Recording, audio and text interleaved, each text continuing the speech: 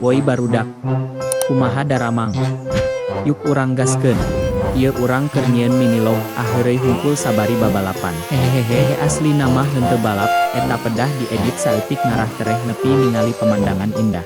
Tah ieu pemandangan ti enjing di lembur mah, si Eneng nuju jaralan santai dapere sakola dinten Sabtu mah. Tah upami ieu si Amang nuju di kebon. Duh tiris enakeun seger ningali cai susukan. Mung ieu para ibu biasa ngobrol sateu acan ka kebon. Tah geuning aya gorengan bala-bala, mantap sareng kopi ieu mah. Yuklah gaskeun deui, asli namah ieu teh indah ngan jalan rada awon jadi pusing kuring dibalapkeun deui nyak, da buru-buru oge hayang geura ngopi. Hehehe.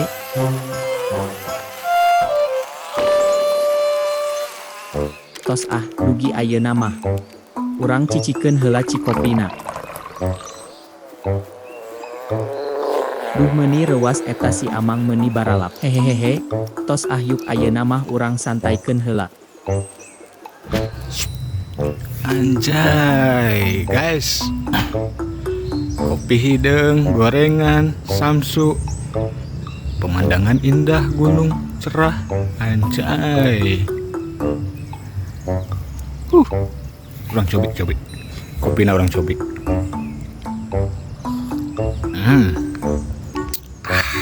Gorengan guys, bala-bala.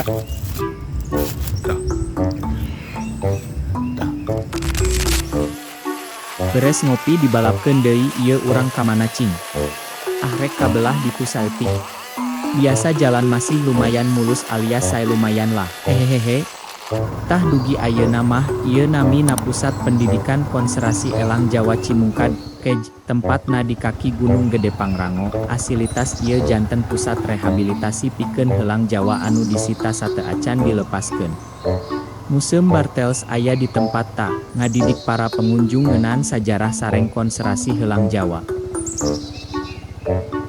Abdi datangna enjing teuing sigana teu acan aya sasahaning.